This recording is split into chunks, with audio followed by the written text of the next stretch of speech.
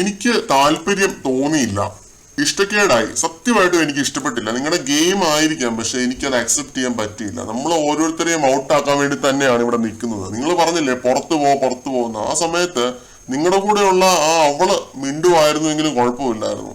അതിൽ കയറി തൂങ്ങിപ്പിടിച്ച് പ്രൊവോക്ക് ചെയ്ത് ഇറക്കി വിട്ടത് നിങ്ങളുടെ ഗെയിം ആയിരിക്കാം, പക്ഷെ എനിക്ക് അതിൽ എതിർപ്പുണ്ട്.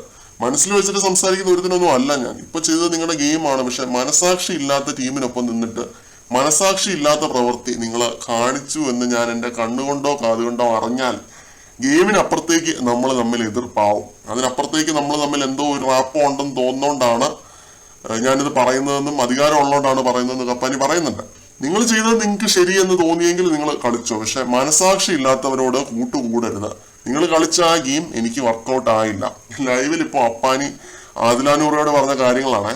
അപ്പൊ ഇത് പറഞ്ഞപ്പോ ആദിലാനൂറ പറയുന്നത് ഞങ്ങളിവിടെ ആരോടും ഗ്രഡ്ജൊന്നും വെക്കാറില്ല, ഓള് തെറ്റ് ചെയ്താൽ ഓളോടും ഞങ്ങൾ പറയും. ഈ ഒരു ഗെയിമിന്റെ പേരിൽ ഞങ്ങൾ ഈ ആഴ്ച പുറത്ത് പോയേക്കാം. ചിലപ്പോ ചേട്ടനായിരിക്കും ഈ ആഴ്ച പോകുന്നത്. ചേട്ടൻ എതിർപ്പുണ്ടെങ്കിൽ സാരമില്ല, എല്ലാ കാര്യത്തിലും നമ്മൾ ഒത്തുപോകണമെന്നൊന്നും ഇല്ലല്ലോ. ചേട്ടൻ എതിർത്തോണ്ട് അവിടെ ഇരുന്നോ എന്നുള്ള രീതിയിലൊക്കെ ആദിലയും നൂറയും കൂടെ പറയുന്നുണ്ട്. ഇന്നത്തെ ആ ഒരു പുറത്താക്കൽ അല്ലെങ്കിൽ ക്വിറ്റിംഗ്, അതില് ആദിലാനൂറയോട് ഓപ്പൺ ആയിട്ട് പോയി എതിർപ്പ് പ്രഖ്യാപിച്ചിരിക്കുകയാണ് അപ്പാനി ശരത്ത്. വളരെ നല്ല കാര്യം. ഇങ്ങനെ എതിർപ്പുണ്ടെങ്കിൽ അത് ഫേസിൽ തന്നെ നോക്കി പറയണം, അല്ലാതെ മാറിയിരുന്ന് കുറ്റം പറഞ്ഞിട്ട് കാര്യമില്ല.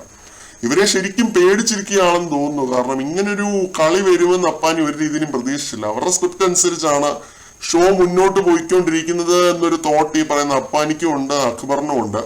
ഇന്ന് നടന്ന സംഭവങ്ങളെല്ലാം അതിന് വിപരീതമായിരുന്നു. അവരൊരു പ്ലാൻ ചെയ്ത് വെച്ചിരുന്ന കാര്യങ്ങളിൽ നിന്നെല്ലാം വിപരീതമായിരുന്നു. അപ്പാനി ചേട്ടൻ ആണാണെങ്കിൽ ഇറങ്ങിപ്പോ എന്ന് അവര് പറഞ്ഞു കഴിഞ്ഞാൽ അപ്പാനി പോകത്തൊന്നുമില്ല, അത് വേറെ കാര്യം. പുള്ളി അങ്ങനെ ഒരു മണ്ടത്തരമൊന്നും ഒരിക്കലും കാണിക്കുന്ന ഒരു കണ്ടസ്റ്റന്റ് ഒന്നും അല്ല. പക്ഷെ ആകെ മൊത്തം ഒരു ഭയമാണ് ആദിലാനൂറെ. അത് ഇവരുടെ പല രീതിയിലുള്ള ഇവരുടെ ഡിസ്കഷൻസിലും നമുക്ക് അറിയാനുണ്ട്. അപ്പാനിയും അക്ബറും ആകെ വരണ്ടിരിക്കുവാണ് ഇന്ന് നെവിന്റെ ആ ഒരു പുറത്താക്കലിൽ.